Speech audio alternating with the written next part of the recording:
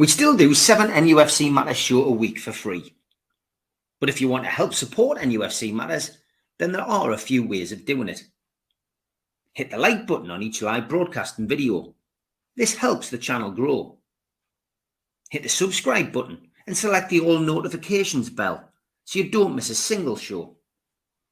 If you want to help us financially, then you can join the channel using this button with the membership starting at $1.99 a month. Or you can drop us a donation in the chat using a super sticker. We're also looking for sponsors. If you'd like your brand advertised on the flyers for the show and featured during the ad break, then email John at nufcmatters.com to arrange today. You're the joker, the expert, the voice, but you want of the crowd. A vision of weakness, you're dull, but your voice is so loud. I'm the butt of your joke, cause that's all more girls you hang round. You kill to make your imprint on my soul.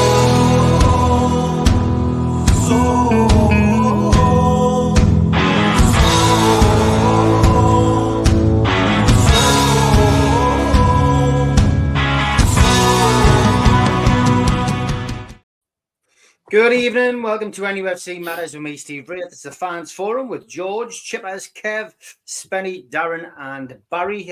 Potentially the roving reporter Ian, although 3 pints in at 4 o'clock, I doubt we'll see him tonight, but you never know. You never know.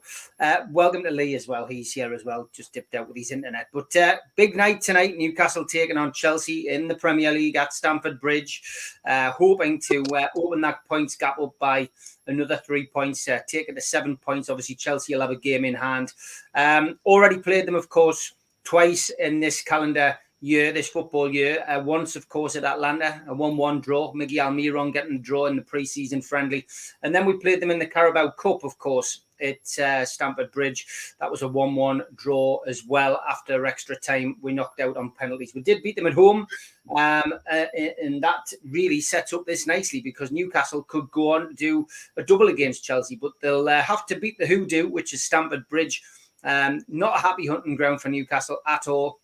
So let's hope that Newcastle have got enough in the locker tonight to dispatch the pensioners at their home ground. But we'll start talking about that now.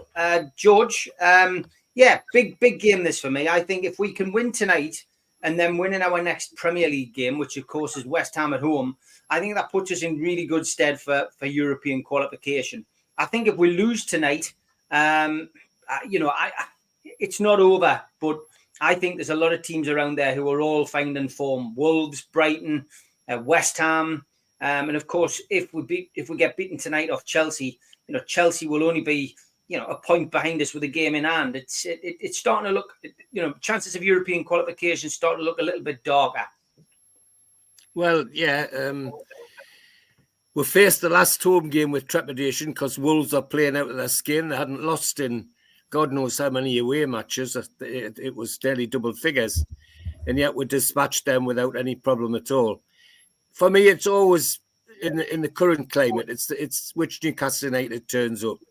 If the Newcastle United had played on Saturday turns up, we've got no trouble with Chelsea. That's for sure. But your analysis is spot on. We're in that phase where every win takes with that much further forward to opens every possibility, and every loss takes it further away. So absolutely. We'll the Carabao Cup thing gets up my nose as well because that's a game we should have won. Shouldn't have gone to penalties. Should never have gone to penalties. Ample opportunity to win that game, and we didn't take it. So don't want another one of them. There's no reason why we shouldn't put it away tonight, and that'll set we're fine for the next game because I can't see West Ham beating we're here. And then the running after that is pretty good. There's no question apart from the hiatus of the Manchester City Cup tie and all that. And the way lads are coming back into the squad now, that the bench is looking stronger. Is how I would phrase that, which is something we just haven't had. The bench has been really, really, really weak. It's. I mean, at one time it was 3 goalkeepers and 2 kids, wasn't it? It looked awful, but now at least we've got people on the bench who can go on and do a job, and that's got to be positive. So for me, yeah, you're absolutely right. A win tonight, and that kind of puts the season back on track. A loss doesn't kill it, but it certainly makes we have to fight that bit harder. So I'm positive that we can get a result tonight. Yeah, okay. It's Chippers, over to you. I mean, it's a must-win game for me. This is a proverbial 6-pointer, and I'm laughing at Darren's name on his on Darren. We've got 40 points. I mean, once upon a time that was the aim, Chippers. That was the aim for us to get to 40 points and stay in the division. But our ambitions are a lot higher than that now. And win tonight, Europe looks a lot closer. I'm quite confident about winning tonight, I must be honest. I don't want to get big-headed or anything, but I think they sound like they're in a bit of turmoil again. I mean, apparently some of their players want Mourinho as manager. They don't want Pochettino in. That says to me as, the fancy it. The crucial thing for us now is we've got legs in midfield, which we haven't had since Joe Linton got injured. Legs of Willock, who's literally like a Duracell bunny who just doesn't stop running. We've got Anderson that can come on as well, who's got legs. And, that's going to be the crucial area of the pitch for me tonight. It's that centre midfield role where we can let Bruno do his thing, and Willock and hopefully Longstaff's on it tonight because he needs to be. He can't be off it because he's been off the last few games. That's the crucial area for me. If we win the midfield battle, we win the game. Isak up against Thiago Silva, I'm sorry, but I can only see Isak walking past him. He's 40-year-old, for crying out loud. I'd be worried if he couldn't get past him.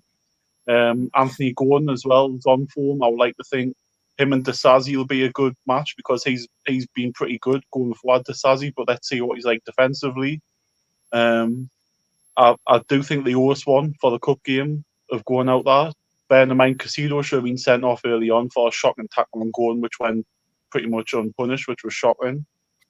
So I'm quite confident about the night. I think everything seems to me is that we'll win tonight, and tomorrow morning you'll see them all crying for Mourinho to come back, and that's what I've got it written down as, is we'll go there and win, and all of them tomorrow will be talking about, is it the end for Poch, is it the end for this, more rather than, Newcastle have gone and done a double over Chelsea for the first time, was it 37 years? Well, I think it was 1987 was the last one, so I'm very confident. I don't want to blow anyone's trumpet, but I don't see why we can't go there and we beat them 4-1 at home. I can't see why we can't go there and score 2 or 3 goals tonight, personally. No fear factor tonight, Kev, would you say? I mean, Newcastle have done the business against Chelsea. We've also played down there this season. Had it not been for that Kieran Trippier error in the Carabao Cup, we would have been through the quarterfinals for a game against Borough. But, it is what it is. It's happened now. We'll put that in the past. But nothing to fear going to Stamford Bridge, Kev. No, I think the proverbial monkey's off the back. Essentially, we can't go and play with fear down there anymore. I know it's 2010, 11 or 2012, last time we won. I think I've seen it somewhere. It's been a while. So again, like Pip said, like they've not always won. They all themselves want to get a victory, and we really push to get into 7th. Because if we win, we'll go calm, and we'll just sit in behind Man United. Granted, there's some points difference, but still, it's applying the pressure that we were the chase last year. Now we're the chasers, and let's see again. Now, like I've said for weeks, what they say we'll get whacked tonight, then you just play your season out, show up and do your job, and pretty much down tools until the preseason again, and we'll start all over again. So again, it's for me Chip. I don't think it was Chip. The centre midfield is the key area for me. The legs, the energy that we'll have. I think I watched a little bit of Chelsea this past weekend, and they weren't that great, to be honest. It was quite methodical. It's quite Pochettino. They've got a lot of young youth. They've got a lot of so their inconsistencies across the board, are their detriment. Yes, you've got Thiago Silva. Yes, you've got other probably experienced players and Sterling and this and that. But I think if we go with the right mentality and attitude, again, what I've been saying for a while, and really take it to Chelsea like Liverpool did to Man City yesterday, and really give it a go, I think we'll get. Oh, I will. If we do that, I know we will get something out of the game. Okay, Lee, it's it is a big game this, and I've been down to Chelsea the last couple of seasons, and the fear factor's gone. They spent £1 billion, and they're a team of individuals. They're not a team of players. They don't play well together. They managed to put a little bit of a run together, but there also seems to be a lot of negativity surrounding Pochettino from the fans. The fans don't seem keen on Pochettino. Yeah, I don't think he was ever going to fit in. I mean, unless he come in and literally blew the place apart, I don't think he was ever going to get accepted being ex-Tottenham. But I think tonight, if we defend like we did against Wolves, I mean, we all know we can score goals going forward, but if we defend like we did against Wolves, I don't see it like exactly the same as what the lads have said. There's no reason why we can't come away from Chelsea with a result. I mean, if you look at the games we've got left as well, it's almost like 2 mini seasons. So, we've got 10 or 11 left. So you've got your Chelsea, Everton, Tottenham, Man U, which are obviously the tough ones. And then the back end is like Sheffield, Burnley, Brighton, Brentford. So the next 3-4 games are going to be crucial. And it starts with tonight, really. I mean, if we get a positive result tonight, I think we'll snowball on to get decent results. The only one that worries me for some reason is Man United away. And I don't know why. I've just got to worry about that. But I think tonight we'll probably... Well, I say probably. Hopefully, if we defend like we did, we'll come away with a slender result. I'd say it's only going to be 1-0, 2-1, something like that. Okay, Spenny. It's great to see Newcastle still, despite all the injuries they've had, even being in the running for Europe, but hitting 40 points was key, back in the day. But we are aiming for a lot higher than that. So.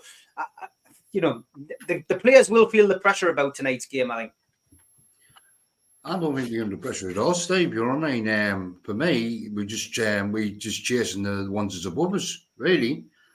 But like you said, Chelsea are like a jackal on the night side, and so away sometimes as well. So it's Benzo's turning up. Chelsea's been all right. They were good against Liverpool and Man City. They were pretty unlucky as well. But for me, it's 11 games back left. It's 10 left. It's 5 home games. I can say he's going for the 18 points. If we get the 18 points, it'll be a bigger achievement than last season with the amount of injuries we've had. We'll be getting European place for me. Definitely. The way we've been playing this season and the amount of players we've had out this season, I think it's the biggest achievement in getting in the Champions League. We'll be getting Europe this season. The way we played. For me, I can see us win. We can win easy. The defence is all over the place. And Chelsea fans thinking of getting rid of Posh, that'd be the best manager they'll ever get, for me, in the way they're going on. But it's typical Chelsea, you get rid of a top manager every season, don't they? Mm. Yeah, okay. 40 points then, Daz, you're celebrating. Yeah, I am. Yeah, I kind of agree with Spring with the first day ever in a long time. We're not going to be there's no pressure tonight. We can't enjoy it. We've got nothing to lose. Can't take the game to Chelsea. I do think it'll be a draw, 1-1, or possibly 2-1 win. I'll be buzzing with. But I do think it might be 1-1. Just go out there and have a good time. We need pressure on us. I think the pressure's on Chelsea, if anything. So they've got the more pressure on. Like if we turn up and give how we know we can play, good luck to them. And like say, as soon as if we score, their crowd will change and they'll begin potch out and all that, singing all that. They'll be worried. Just we've got I think we'll owe them something too after the cup game. So a bit of revenge in mind. So just go up and enjoy it and just take the game to them. We're not under pressure today, I don't think. I think Conor Gallagher's out as well, Steve, isn't he? So Yeah, they've got a few missing. I mean, it's always a bit dodgy, you know, relying on stuff from press conferences, as we know with Eddie. You know, I mean, you know, he had a virus, Conor Gallagher. You know, that may well have passed. So Stillwell out, the left back. He's out, isn't he, Ronnie? Yeah, there's about 7 or 8 players who could be out, but you tend to find as well when teams aren't playing well or when they're underachieving and the end of the season's in sight, that a few of them get the flip-flops on and, you know, those little niggles turn into something a little bit more serious. But, you know, there are a few people missing, but we'll just have to wait and see when the teams are announced before we end the programme. But Barry, yeah, how do you see this game going tonight? What's your feelings on what the lads have said? I agree with most of the lads. I think I've got a good feeling about tonight. I mean, when we went down to Old Trafford and obviously people were quoting all the previous results against them, saying we haven't won there since 1987 or whatever it was. Nobody gave us a cat and else chance and we turned them over. We completely destroyed them. Records are there for one reason, to be broken. They only last for a certain amount of time. I mean, everybody remembers the hoodoo that we had in London where we couldn't win a game for toffee, and yet we go down there now without any worries in the world. Chelsea, I would have said they're a top 10 side at best at the minute. The way they're playing, I think they're there for the taking, Steve. I think we've got plenty of players coming back who want to prove something. Howe's obviously giving them a good kick up the arse, the way they played against Wolves after the previous results, so hopefully that'll keep it going. And I don't know about anybody else. I was watching the NUFC TV bit where they were playing scale extrics at the training ground. Oh, yeah. And the camaraderie and the banter between them. And I know that might have been filmed a while ago, but it just showed that element of fun's back in amongst them. I haven't seen any of that for ages. And it was really good to watch them taking the pay out each other. Poor your mate Matt Ritchie got so much stick, it was unbelievable. But it was nice to see. It gave you that hope that obviously the team spirits is coming back to them a bit. I'll tell you what, mate. These things, when they come out with these things, we haven't won this ground, we haven't won that ground for many years. They never say when they're playing up here what the team's done in so many years. The likes of Arsenal and Man United, they haven't won for a long time up here. You know what I mean? My only worry. It's all in the mind. My only worry is Paul Wilson got injured playing scale extra. Yeah. Hey, there was a couple of bad crashes. I know that much. I was looking for injuries after a couple of the turns, especially with Isaac. They were so competitive on the two. Isak and Crocker is just so competitive. I think they were doing one. It was funny to watch. Well, that's if we put together an nufc matters challenge mind, I think we could take them. Yeah. What's the saying though? Like the bad times we've had brings the team closer, and you like to think the injuries and things like that may have brought them all a lot closer and got to know them a bit more, and hopefully you bonded them better, because sometimes you don't get that when they're all fit. So it might all these injuries might turn out for the best in the long term. Backs against the walls, that's sometimes the way that Newcastle tend to perform best, you know. I mean, we did that under Rafa. When the chips were down, Newcastle, Newcastle really stood up and were counted, and we seem to have the similar kind of mentality with this team, which is great. Yeah, it is. Richie is getting paid to be the games master. Ian, table football, scale electrics, what next? The beauty, you never know.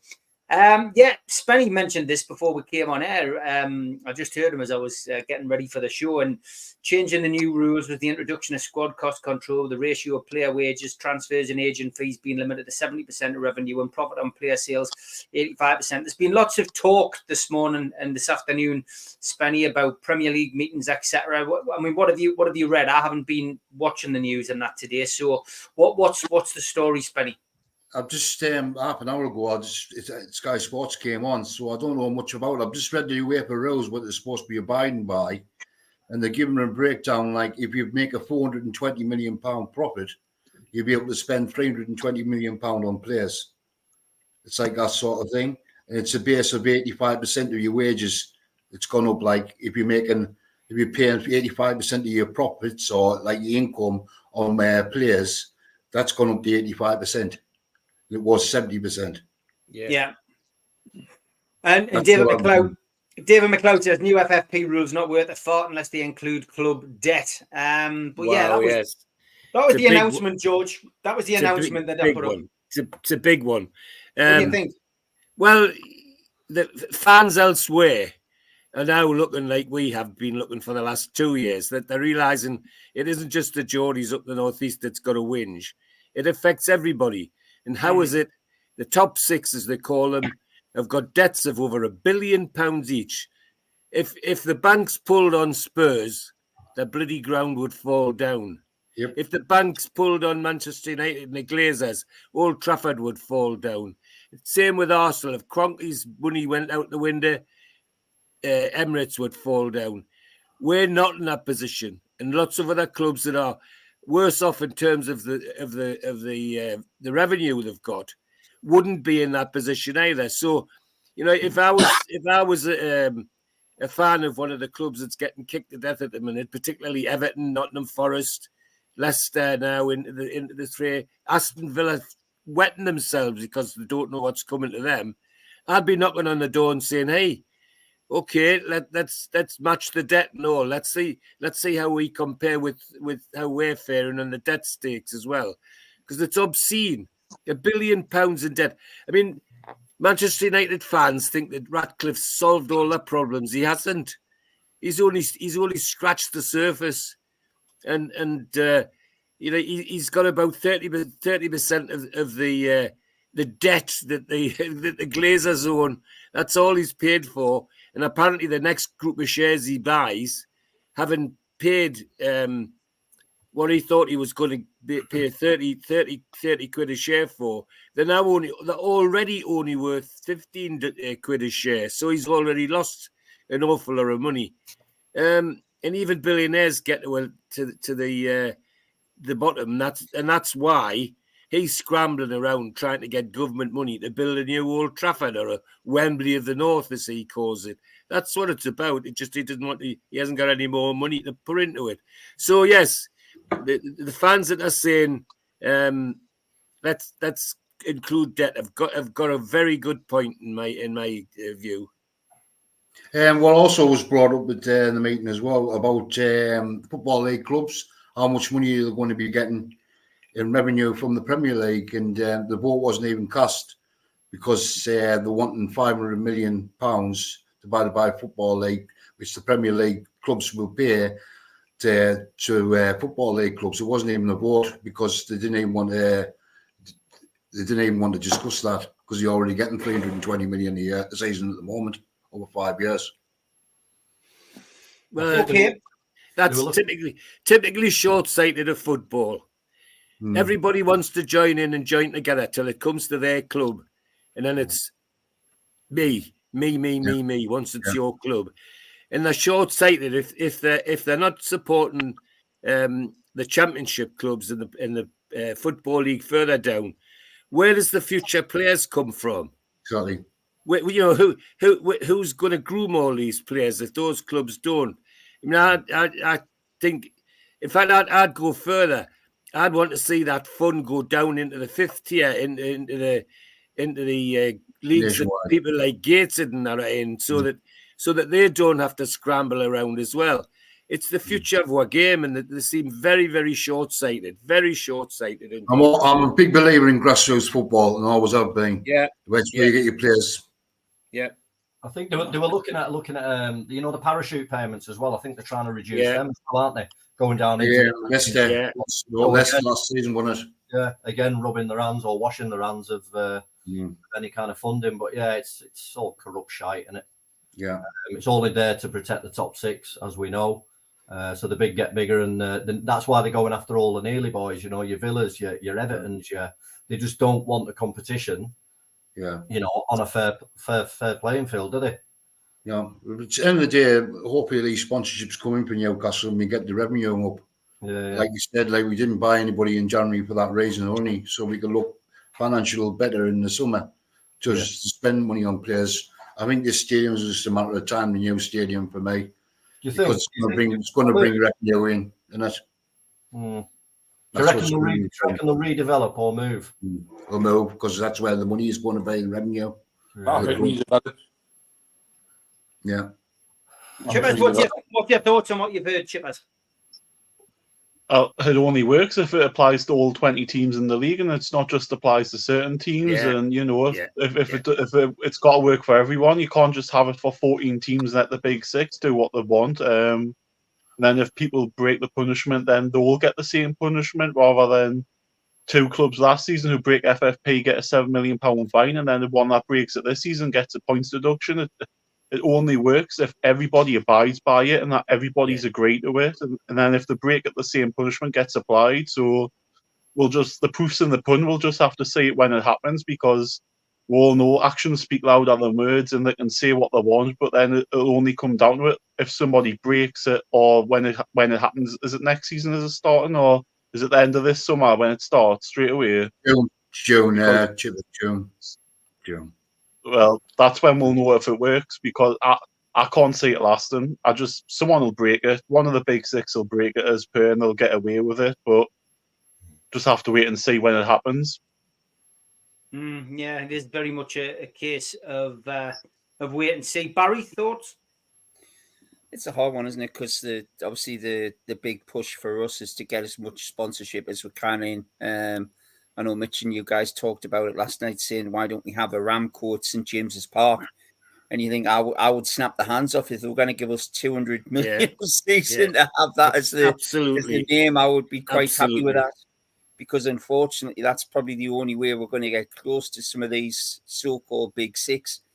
I mean, I found it horrendous when I was reading this story about Man United's so-called Sir Jim transfer targets for the summer. They're going to spend 200 million on 2 players. So they're going to sign some Portuguese wonder kid, and they're going to big money on another star. But then on the other story, you've got them begging for public money to build them a new stadium. And you think, hang on, surely you cannot have 200 million on new players. And then and the thing that sticks in my throat with that is, it's a bloody man that doesn't pay any tax. He's a billionaire. He doesn't pay a penny tax in this country, and yet he wants the public to build his new stadium. Well, there was actually a statement, George, that said he deliberately moved to Monaco because it saves him $4 billion a year in taxes. Absolutely. Yeah. It's just how on earth he has the nerve. And I know it's Man United, so it's probably what you expect, but the nerve to come and ask for public money when he doesn't pay out. He probably has a best mate in Parliament, or in the government. So. Well, you just need to look who he's got on his working committee. The chairman's bloody Coe, his right wing isn't a bloody Hitler. He's not just a Tory. He's so right wing. He's horrible. Good job. He's a good runner. Yeah. Kane Maguire's messages back. Yeah. If Newcastle's likely to earn 300 million in 2023-24, so the cap would be 210 million. Yeah. So that'll be plenty enough for us. Yeah. But it's the lads are right. They're messing about with the thing. Football's a simple game, and it's even simpler if you play it by the rules, where everybody's the same. They're even messing about with the bloody FA Cup. Half the games have got VAR in, and half the games haven't. Well, that's rubbish. The FA Cup idea was, if you're playing on the park pitch down in Wallsend or Heaton or wherever at the start of the qualifiers, your game's entitled to be treated the same as the game that's played at St James's Park. And they're messing about with it all. It's just the administrators need to kick up the backside.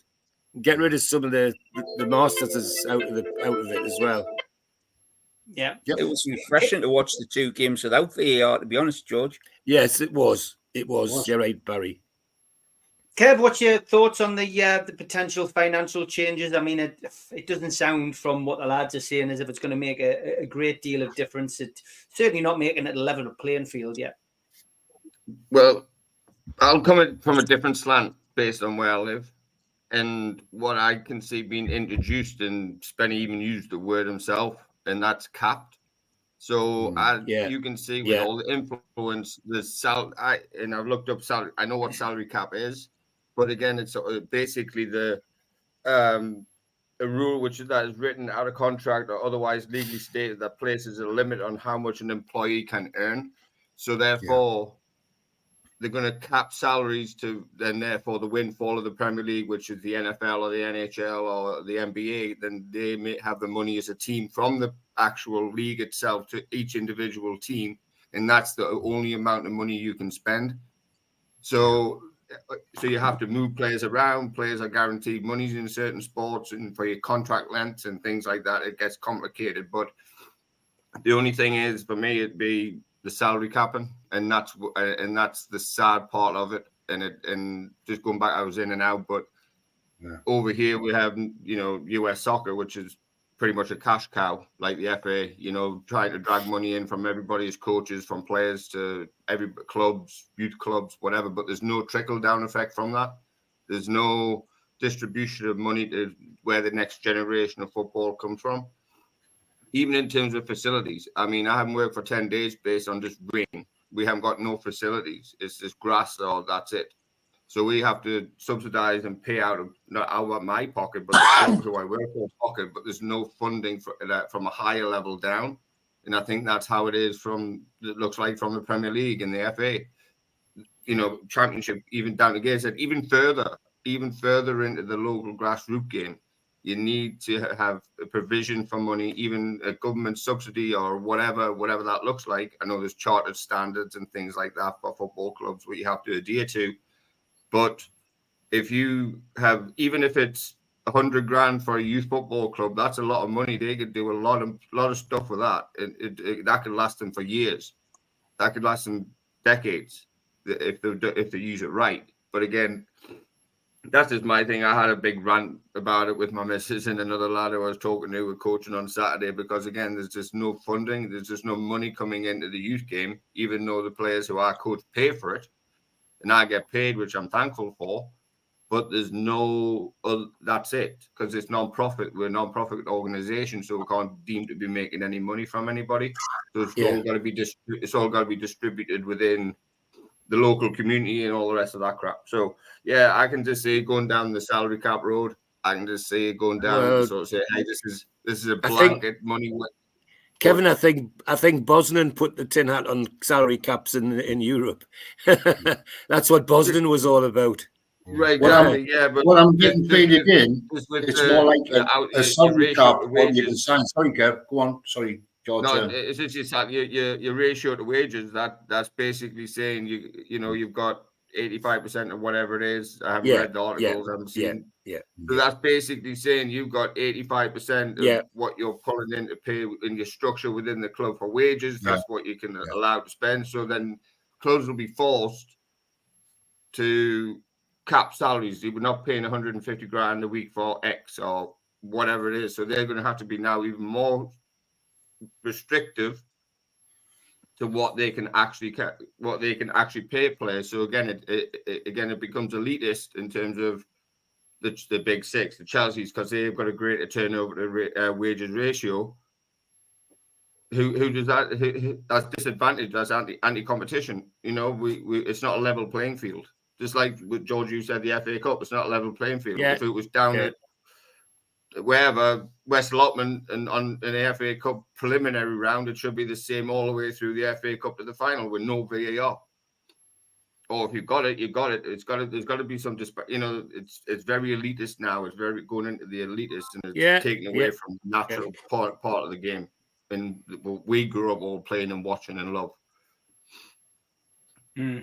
Okay, interesting stuff. Coaching ran over. I'm sorry. No, it's not. It's what it's all about. It's the fans forum. Yeah, Lee. I mean, it's it just gets frustrating, doesn't it? Because I mean, we've come into this banner now of being a top team rather than fighting relegation, and it's just appeared really that all of the rules have been set to stop Newcastle's to take over or anybody else threatening that top six. And whenever we hear that there's going to be a rule change, then we tend to fear the worst. I guess in the positives, this one looks slightly better than it could have been for us anyway. It means but it's still a million miles away from a level playing field. Yeah, definitely, mate. I think if it's just a shame that these guys weren't around for us 5-10 years ago, but having said that, football evolves, so they've obviously had the experiments of Chelsea and Man City and obviously have, been protected by a hell of a lot of money. But I don't know. I mean, the worrying part is, let's say our owners leave tomorrow. At least we're not going to be in any kind of dire straits. Teams like Man City and Chelsea, when their owners are going to leave, if they leave, they could possibly in a world of pain. So we're at like the changing pivotal point of football. But yeah, it does feel like that sometimes as a Newcastle fan that is brought in against us. But I think in real terms, it's just to protect what they've got already. And obviously at some point there is money filtering in somewhere where they feel the need to protect them.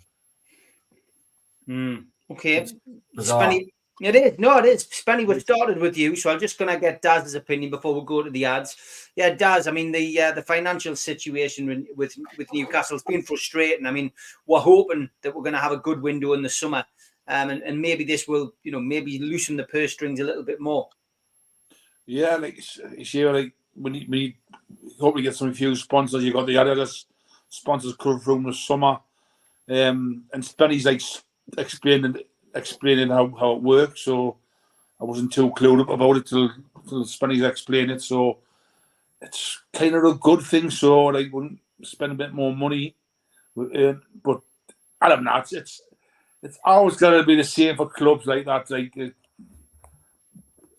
it's about spending and getting money in. It's then they might want to change rules again if it's not working. So watch your space. That's what I'll say. Okay, we are halfway through the show. This is the Fans Forum on NUFC Matters, and this is the ads. A big thanks to all our sponsors, Skips and Bins. Go to their website, skipsandbins.com. Email inquiries at skipsandbins.com or telephone 0800 25 45 25 3. Easy contract free and pay as you go waste collection. Thanks to Mr. Vicky's Sauces, handmade in Cumbria. Go to their website, mrvickies.co.uk. Email info@mrvickies.co.uk or telephone 01768 210 102. Thanks to United Group Travel. Go to their website, unitedgrouptravel.com. Email info@unitedgrouptravel.com or phone 01670 632 460 or mobile 0791 666 4174. They're a local company from Morpeth, and there are no strangers on our tours, just friends you haven't met yet. Big thanks to Media Arts for all the help with the video side of things. And if you want to subscribe to the channel, hit the subscribe button under the video. Click the thumb up to like the video and click share to share to your social media. If you want to help the channel financially, you can pay a one-off £25 fee. You get a cup, a scarf, a pen and a membership card and entry into the NUFC Matters monthly draw. Email john@nufcmatters.com for more details, or if you've got a smartphone, scan the QR code now and it takes you straight to the membership pack. We also support the food bank on this channel. Go to nufcfansfoodbank.co.uk and you'll find the matchday bucket. You can make a donation virtually today. You can also find us on iTunes, Spotify and other podcast providers. We also do events during the year. NUFC Matters Live will be at the O2 City Hall on Friday the 2nd of August for an evening with Rob Lee, one night in Antwerp. Tickets start at £15 and you can get them from ticketmaster.co.uk. An evening with the entertainers takes place on Friday the 24th of January 2025 at the Tyne Theatre and Opera House in Newcastle. Telephone 0844 249 1000 or visit the website tynetheatreandoperahouse.uk to buy tickets today. You can also catch me on the North East Footy Breakfast Show live on Toon Radio weekdays 7 till 9 a.m. on DAB, smart speakers and the toonuk.com. And don't forget the end of season due, 20th of July, is on at the Tyneside Irish Centre in aid of Dementia Matters. We've got Super Matt and Gibbo, Ask George and the Long Sands acoustic set. Get yourself onto nufcmatters.com or newcastlelegends.com and buy tickets for a tenner. All proceeds go to Dementia Matters. And Peter Beardsley will be at the Irish Centre in June. Tickets from newcastlelegends.com or from Woucher. and well worth going to that. Always a cracking event with Peter Beardsley. Okay, time is ticking towards the announcement of the team. We might just stay on just to pick up the team at 7 o'clock. We've already spoken about the game, but players coming back in, George, it's a positive place again, Newcastle, after a season of discontent with the injuries. Matt Targett, we're hearing potentially could be, certainly he's part of the squad, maybe part of it tonight, which is great. That's another man back. We've already spoken about Joe Willock and how big a difference that been. We're really just looking at the two long-term ones. Callum Wilson, obviously, a big miss. He'll be back, we hope, before the end of the season. Nick Pope, we know, will be back hopefully at some point this month. And Joe Linton, of course, probably out for the rest of the season, would imagine. If he comes back, it would only be for the last game or two. But things are a lot brighter on the injury side of things, and that's going to be important in the run-in, George. Well, of course it is, because it gives Howe options that we haven't had before. As I said in my opening, there was one ridiculous game where we had 3 goalkeepers and 2 kids on the bench. Whatever we did wasn't going to improve things, that's for sure. Where at least when you got the likes of Anderson in the mix now, and it also does something else for me. It gives them a chance to let young Miley have a rest, or at least take a bit part rather than an entire part. A bit like some of the young players that Manchester United put on, and even, I hate to say the name because it chokes in my throat, Liverpool do as well. They pop in and out. They're not just thrown into the mix all the time. Where young Lewis Miley's done a shift by any stretch of the imagination, where now Howe's got the chance to use them sparingly instead of flogging them to death, which is what we've been doing. And same with some of the others that's coming back. It just takes the pressure off everybody and gives the those that are on the sidelines a bit of a lift as well, which I think is very important. And it puts a little bit of pressure of those that are actually playing to think, well, if I'm not up to scratch, there's somebody sitting over there who's going to come on and take me place. And that can't be bad for the team and for competition. So, yeah, I think you're right, Steve. The fact that we've got this more positive look than we've had for some time has got to be good for everybody, team, management, and the fans. So, yeah, I think where we've got people on the bench who can slot in, and some of them have got what we need at the minute, particularly in midfield, as somebody already said, that Elliot Anderson's got a bit of pace, and look what Willock's pace did on Saturday, because that was the difference for me. The fact that he's got that extra yard, and which makes me say, if anybody from the club's watching, for God's sake, get a sprinting coach and get young Lewis Miley an extra yard, because if he gets an extra yard, he'll be a world-class player. He's a great player now. He could be a world-class player with an extra yard. So, yeah, all of that's very positive, Steve, and should be good for to watch as well. And we could feel less pressure because we know that somebody's coming on to make a difference, not just coming on to fill a hole, which is what we've been relying on in the last few weeks with all these injuries. So, yeah, I think that's positive, Steve.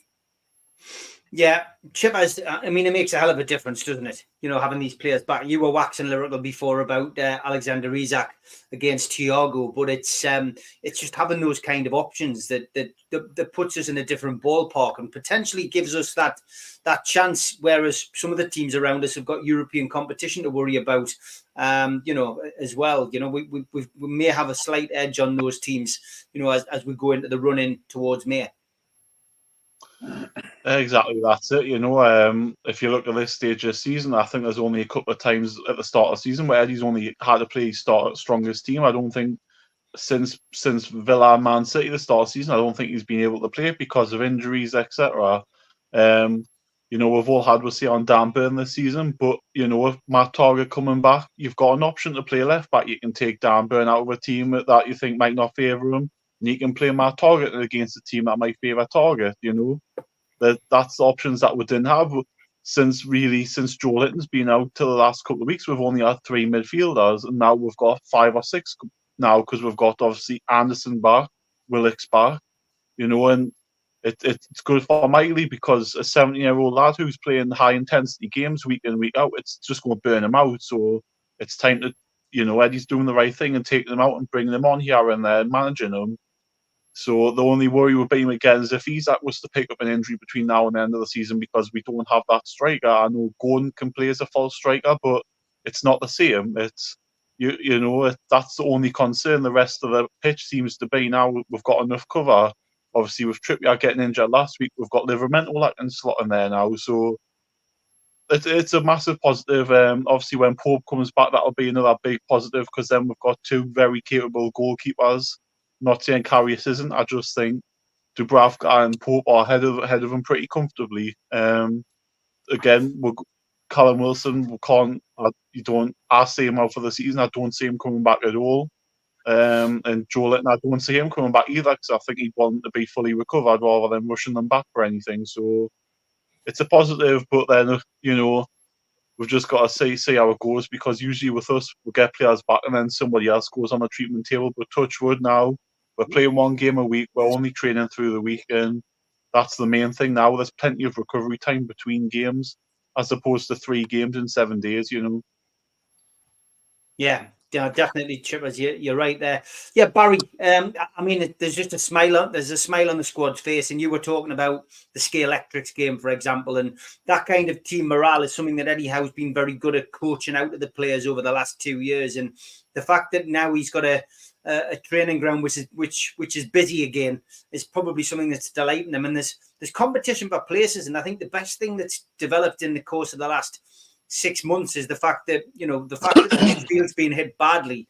It's brought the likes of Lewis Miley through.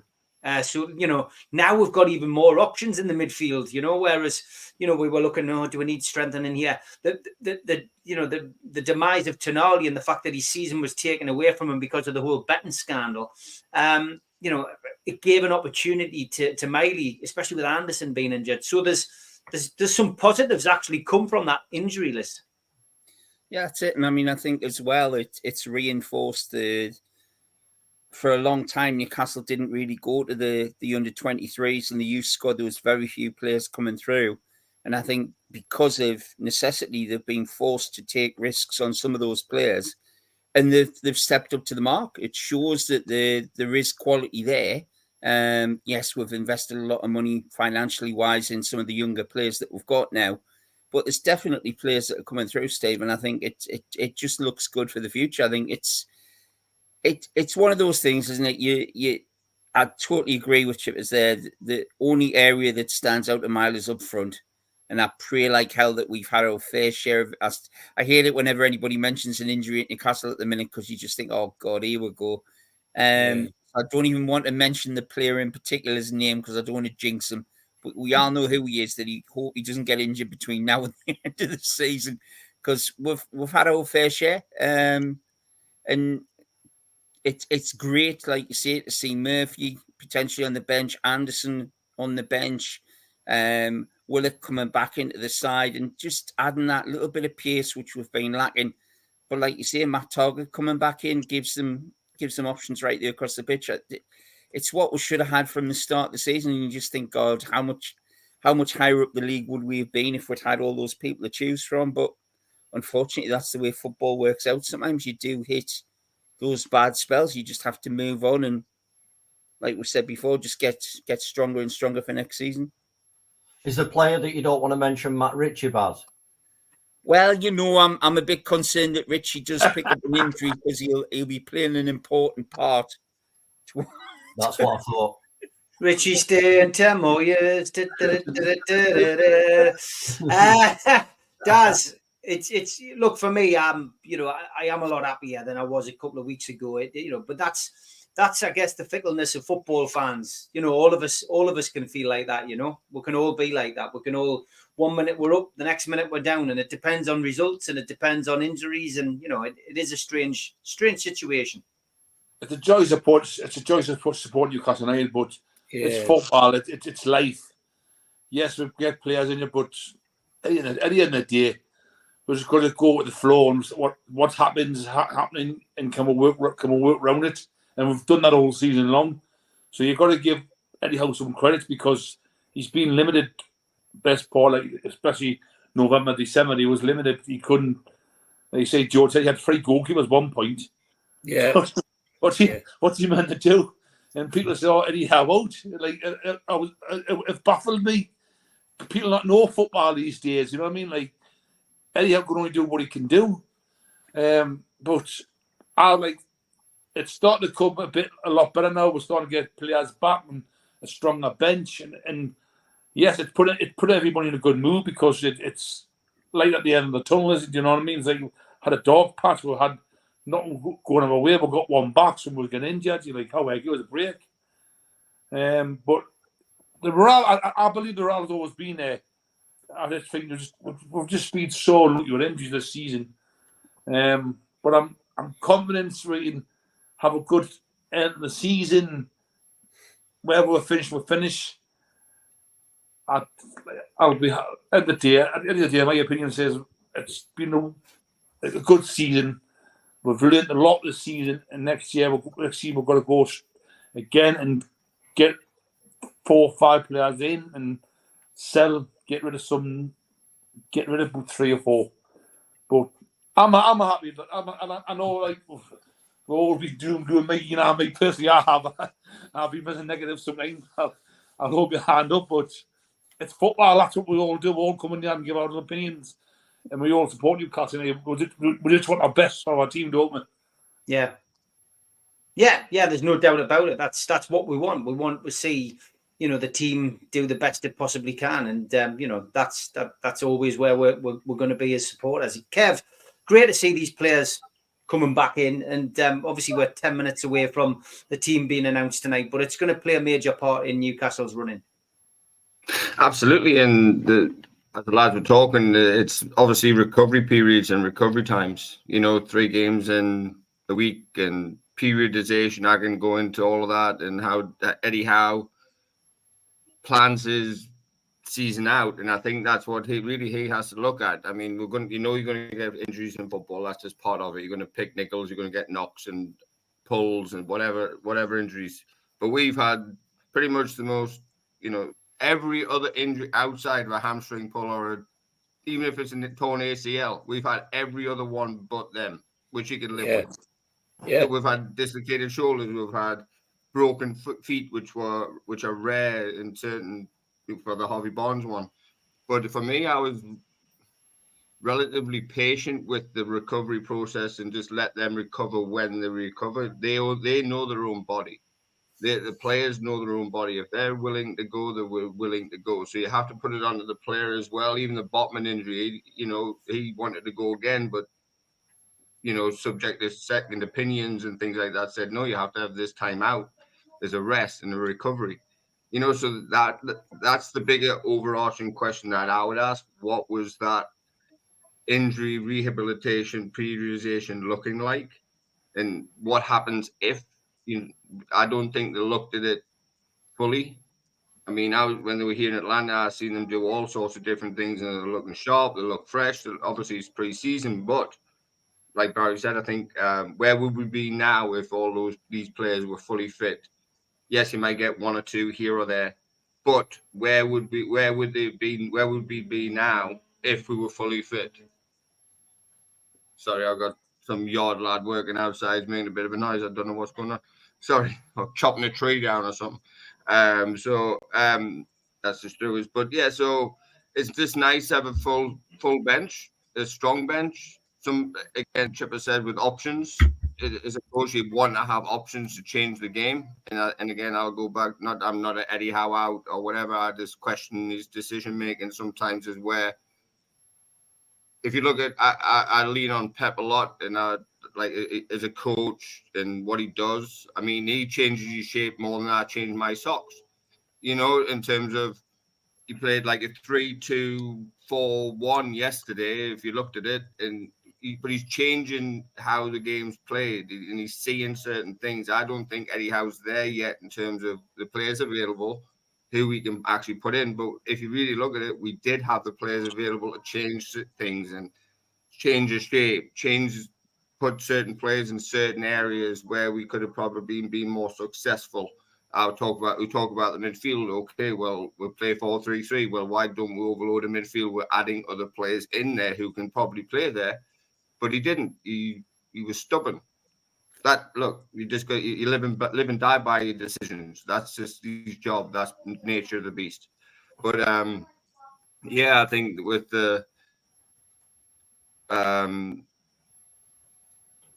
players coming back, whoever it is, can only benefit us for this push of 10, 11 games, whatever it is, to really, again, chase down Man United and chase down those above us and get into those European spots. Yeah, it's funny, isn't it, Lee? I mean, since you came back onto the podcast, how things can change. I often describe supporting Newcastle like a roller coaster ride. We go up and down and up and down, and been certainly more ups and downs in the last 2 years, though. It has to be said, and I think the fact that Daz is, I keep making a point of what Daz has called himself there tonight. We got 40 points. I mean, that used to be cause for celebration. Now, really, in the playground we find ourselves in, that's the least you expect to finish. To get 40 points, that's your priority. You should be looking to get at least another 20. Another 20 points, and I think we'll probably be in Europe. Yeah, totally. But these players coming back in, it's going to make a big difference. Oh, massive, mate. Just a quick one. I've got a business idea. We're talking about FFP. Why don't we get Sky Electric to sponsor our stadium for 300 million quid? I'm just throwing it out there, Good idea. Yeah, totally. I think the beauty is that Eddie Howe, for the first time in a long time, instead of having the atmosphere will be electric, by the way. Oh dear. Boom. Yeah, for the first time in a long time, Eddie's got, instead of having injury headaches, he's got selection headaches. And that's every manager's dream, isn't it? So instead of worrying about whether he can fill a team now, he's probably going to settle him down as well. So we can actually look at how we're going to beat teams rather than just turn up against them, is my hope. The positives from this is, we found players this year that maybe wouldn't have got a chance. But it also gives us an idea of next year, if we do get Europe, it gives us an idea of the numbers that we need, actually the numbers and where. Now, if I'm right, Kev might know more about this. I don't think you have to register under 21 players. You can have 25 players, but you don't have to register homegrown under 21 players. So hopefully, we've taken heed of what's happened this year in Europe, and we've got to be putting a few more of them in because they're extra players. They're free players. You don't have to register them. Also, as well, a positive. Can you imagine if I don't want to say this, but if we'd have stayed in Europe, imagine the shit that we'd have been facing every week, playing 2 times every week. So in a weird kind of way, it's a lesson. This season is a lesson.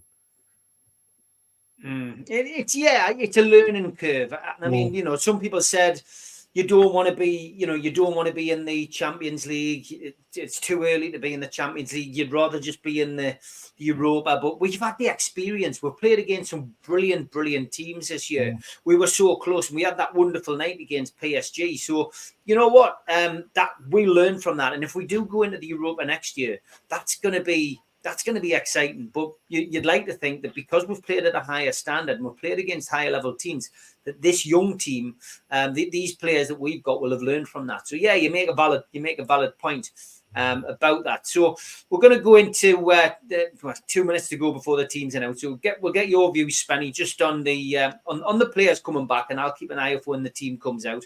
What's your feeling on the players coming back? How big an impact is that going to have on the end of our season?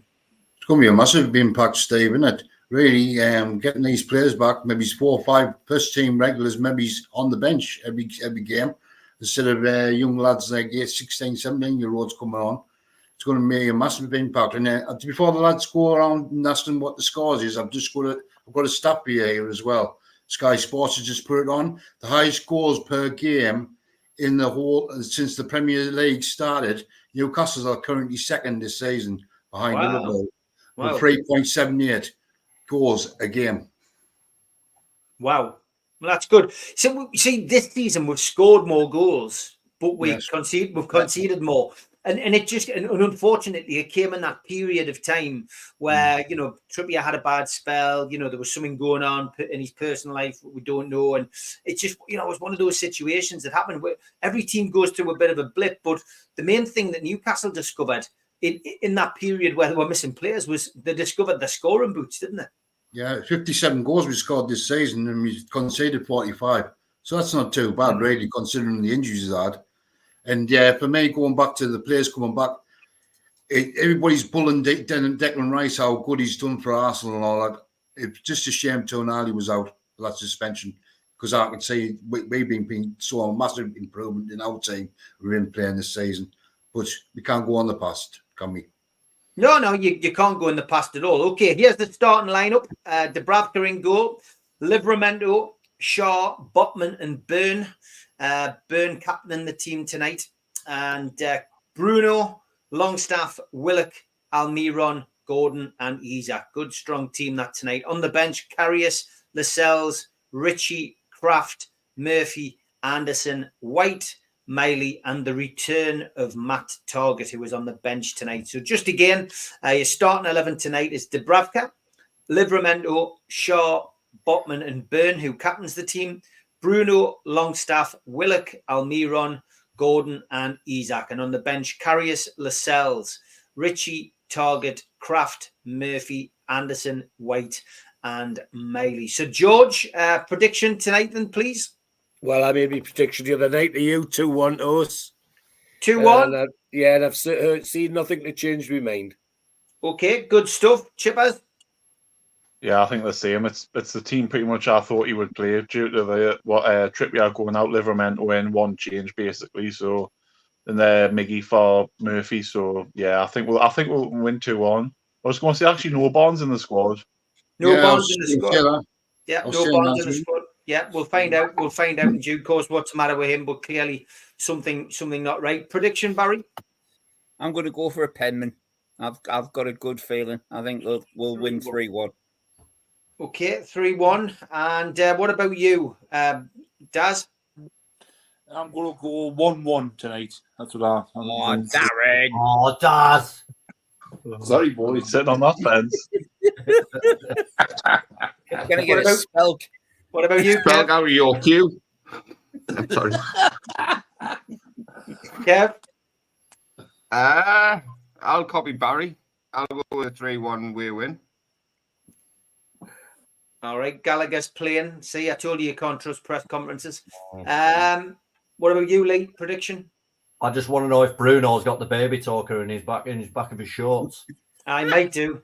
I would say 2-1, but I'm not going to follow suit with everyone else. Let's change it. I'm going to go 1-0 Almiron. 1-0 Almiron. Yeah. All right. And last but by no means least, Spenny, your prediction? Goals galore, 4-2 to the Mags. 4-2 to the Mags. What a great show, lads. Thank you for accompanying us on that. Sorry to those of you who were expecting to watch along. We can't do it tonight, but big thanks to everybody who's joined the Fans Forum. Enjoy the game tonight. I will be back 6 o'clock tomorrow with Geordie's here. Geordie's there. Until then, that's all from NUFC Matters tonight. Good night. Good night, lads. Good night. Hey, guys. Enjoy the game.